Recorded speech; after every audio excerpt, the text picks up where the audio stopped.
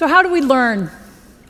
And why do some of us learn things more easily than others? So as I was mentioned, I'm Dr. Lara Boyd. I'm a brain researcher here at the University of British Columbia, and these are the questions that fascinate me. So brain research is one of the great frontiers in the understanding of human physiology, and also in the consideration of what makes us who we are. It's an amazing time to be a brain researcher, and I would argue to you that I have the most interesting job in the world. What we know about the brain is changing at a breathtaking pace. And much of what we thought we knew and understood about the brain turns out to be not true or incomplete. Now, some of these misconceptions are more obvious than others.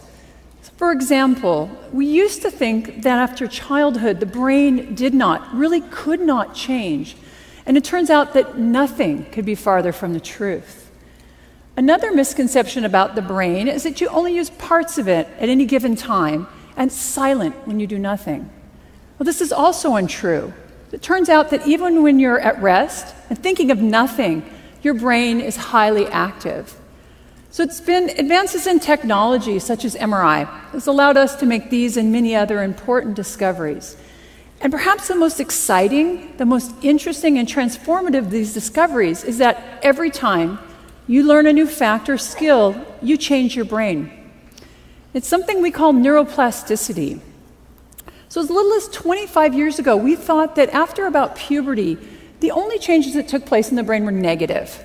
The loss of brain cells with aging, the result of damage, like a stroke.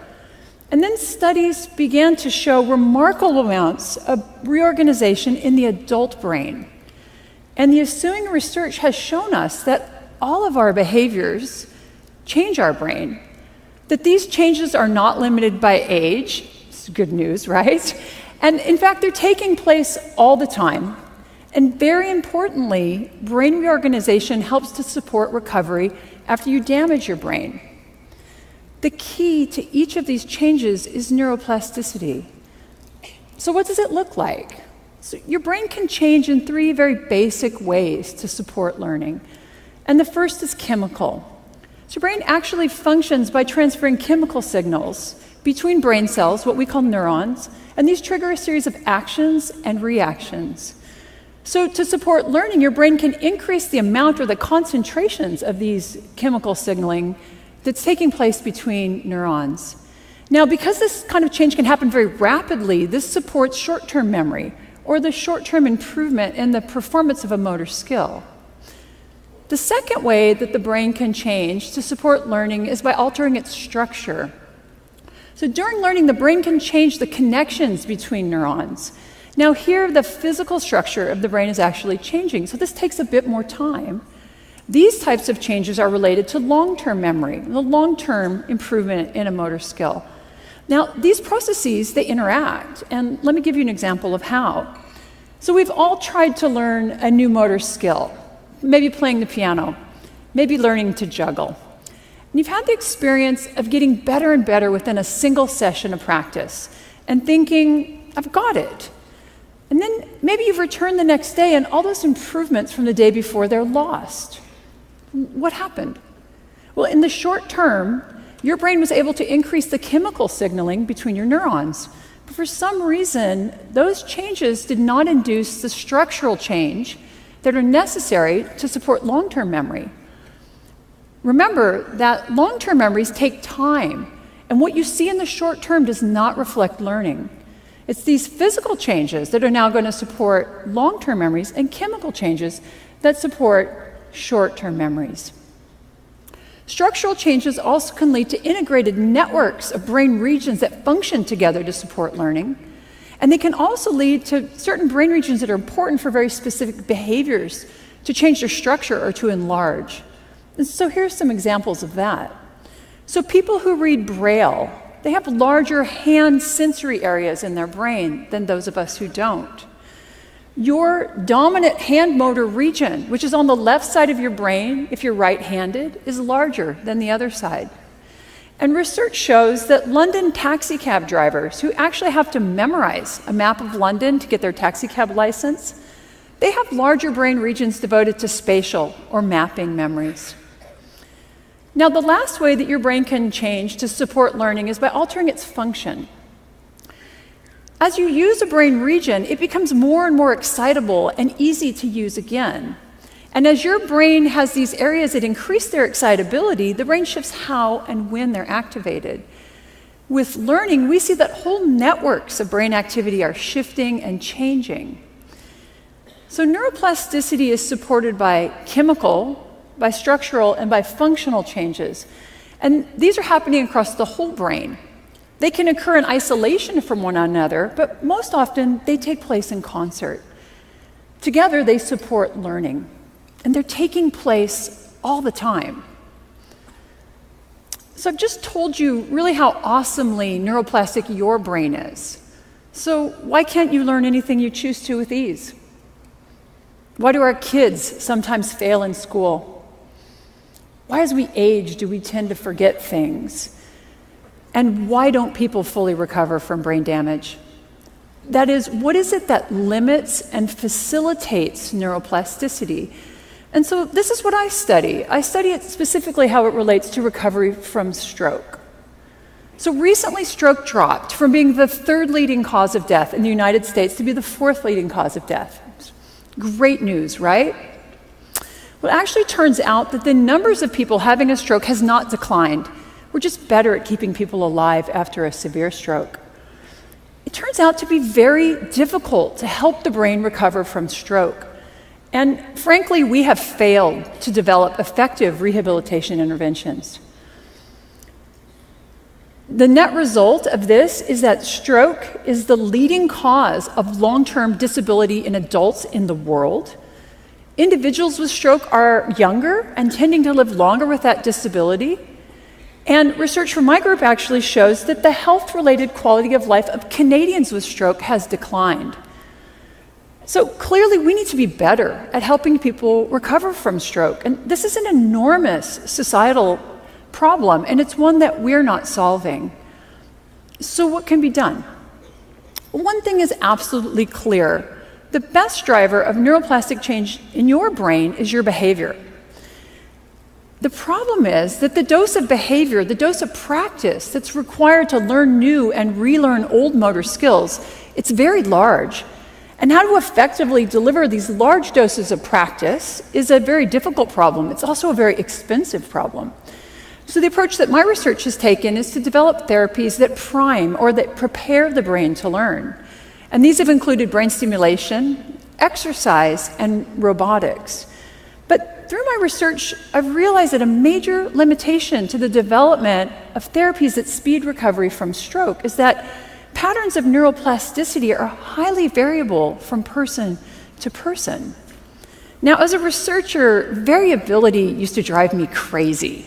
It makes it very difficult to use statistics to test your data and your ideas. And because of this, medical intervention studies are specifically designed to minimize variability. But in my research, it's becoming really clear that the most important, the most informative data that we collect is showing this variability. So by studying the brain after stroke, we've learned a lot, and I think these lessons are very valuable in other areas. So the first lesson is that the primary driver of change in your brain is your behavior. So there's no neuroplasticity drug you can take. Nothing is more effective than practice at helping you learn, and the bottom line is you have to do the work. And in fact, my research has shown that increased difficulty, increased struggle, if you will, during practice actually leads to both more learning and greater structural change in the brain. The problem here is that neuroplasticity can work both ways. It can be positive. You learn something new and you refined a motor skill. It also can be negative, though. You forgot something you once knew. You become addicted to drugs. Maybe you have chronic pain. So your brain is tremendously plastic, and it's being shaped both structurally and functionally by everything you do, but also by everything that you don't do.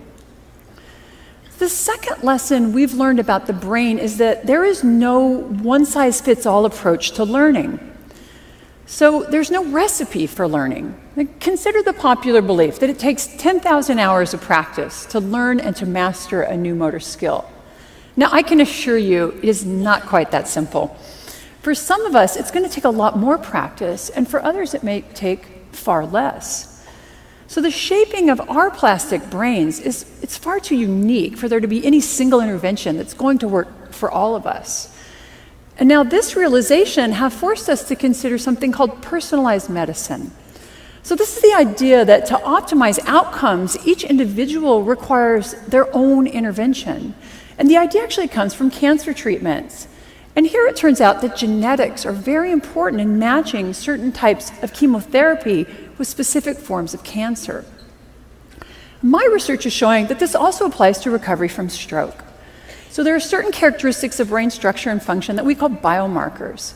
And these biomarkers are proving to be very helpful in helping us to match specific therapies with individual patients. And the data from my lab suggests it's a combination of biomarkers that best predicts neuroplastic change and patterns of recovery after stroke. And that's not surprising given how complicated the human brain is. But I also think we can consider this concept much more broadly. Given the unique structure and function of each of our brains, what we've learned about neuroplasticity after stroke applies to everyone. Behaviors that you employ in your everyday life are important. Each of them is changing your brain. And I believe we have to consider not just personalized medicine, but personalized learning. The uniqueness of your brain will affect you, both as a learner and also as a teacher. And now this idea helps us to understand why some children can thrive in traditional education settings and others don't. Why some of us can learn languages easily, and yet others can pick up any sport and excel. So when you leave this room today, your brain will not be the same as when you entered this morning. And I think that's pretty amazing. But each of you is going to have changed your brain differently. Understanding these differences, these individual patterns, this variability and change, is going to enable the next great advance in neuroscience. It's going to allow us to develop new and more effective interventions and allow for matches between learners and teachers and patients and interventions. And this does not just apply to recovery from stroke. It applies to each of us as a parent, as a teacher, as a manager, and also, because you're at TEDx today, a lifelong learner. Study how and what you learn best. Repeat those behaviors that are healthy for your brain and break those behaviors and habits that are not. Practice. Learning is about doing the work that your brain requires. So the best strategies are going to vary between individuals. You know what? They're even going to vary within individuals. So for you, learning music may come very easily, but learning to snowboard, much harder. I hope that you leave today with a new appreciation of how magnificent your brain is. You and your plastic brain are constantly being shaped by the world around you. Understand that everything you do, everything you encounter, and everything you experience is changing your brain. And that can be for better, but it can also be for worse. So when you leave today, go out and build the brain you want. Thank you very much.